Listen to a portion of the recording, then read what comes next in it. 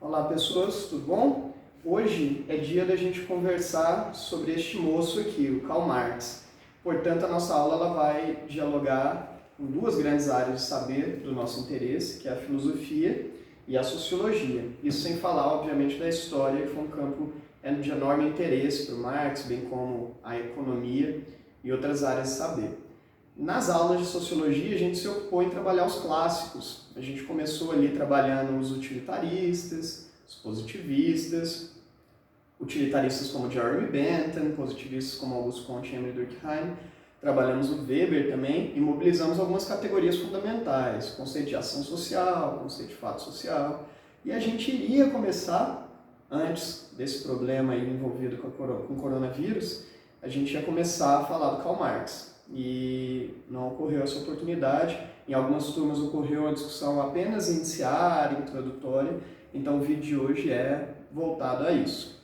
Antes da gente começar a trabalhar do Marx, o pensamento dele de uma forma mais detalhada, é fundamental a gente entender os antecedentes do Karl Marx, quem o Karl Marx lia, de que forma ele foi influenciado por essas pessoas, e eu costumo estabelecer uma dualidade básica do pensamento alemão, do pensamento prussiano, que é em torno das ideias de Kant e em torno das ideias de Hegel.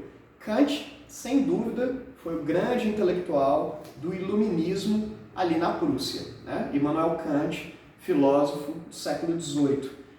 Ele produziu uma vasta obra, uma extensa obra, mas eu quero chamar a atenção para uma em especial, que é uma obra chamada A Paz Perpétua, onde o Kant estabeleceu ali um princípio filosófico, idealizado, de uma sociedade que fosse amparada, engendrada pelo princípio do imperativo categórico, do que ele entendeu como uma lei universal da ética. E aí o Kant, nessa obra, A Paz Perpétua, ele sugeriu a construção de uma espécie de organismo internacional que estivesse a interesse do mundo, interesse da defesa global, da paz perpétua. Exatamente o que na sua cabeça provavelmente está vindo uma palavrinha que é o nome ONU, né? Ou mesmo a Declaração Universal de Direitos Humanos. Essa ideia ela é profundamente kantiana.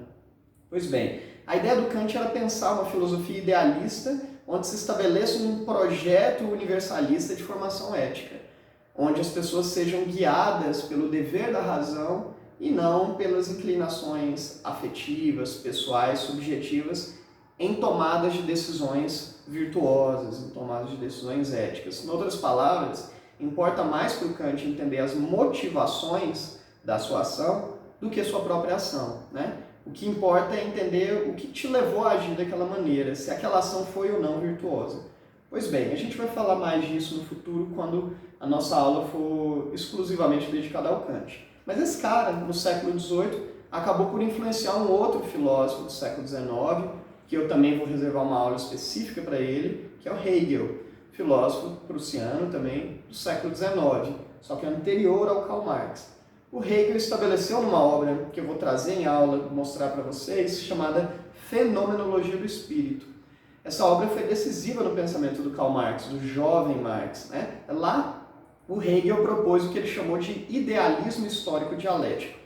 Nessa obra, ele propõe um projeto de formação do que ele chama de espírito, que você pode interpretar como consciência, como mentalidade. Há três categorias que ele teoriza lá: o espírito subjetivo, objetivo e absoluto. O espírito subjetivo remete a cada indivíduo dentro de uma estrutura social. O espírito objetivo remete à leitura de uma sociedade, à cultura, à tradição. E o espírito absoluto seria o projeto do Estado, de assegurar o maior grau de unidade entre o individual e o coletivo, né? E isso era o que o Hegel entendia por dialética, a possibilidade de diálogo, de trânsito entre forças contrárias, né? A fim de se buscar uma síntese, um caminho de melhoramento.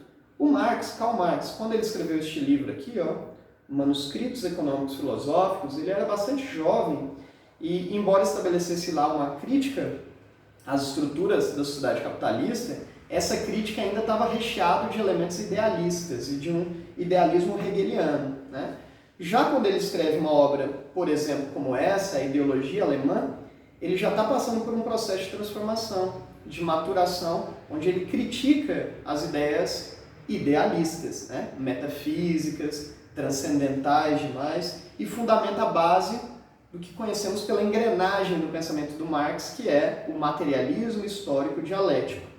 Especialmente essa obra, A Sagrada Família, o título da obra já é uma ironia com o crescimento da comunidade hegeliana, crescimento de intelectuais que defendiam de uma forma quase patológica, de uma forma quase religiosa, o idealismo histórico dialético do Hegel, que o Marx gradativamente passou a criticar, até que ele chegasse na sua obra de maturidade, que todos conhecem, esse livro aqui, O Capital. Exatamente sobre as contribuições, especialmente dessa obra, do que ele chamou Marx de materialismo histórico dialético, que eu quero fazer uma introdução agora, para num vídeo futuro a gente fazer um detalhamento.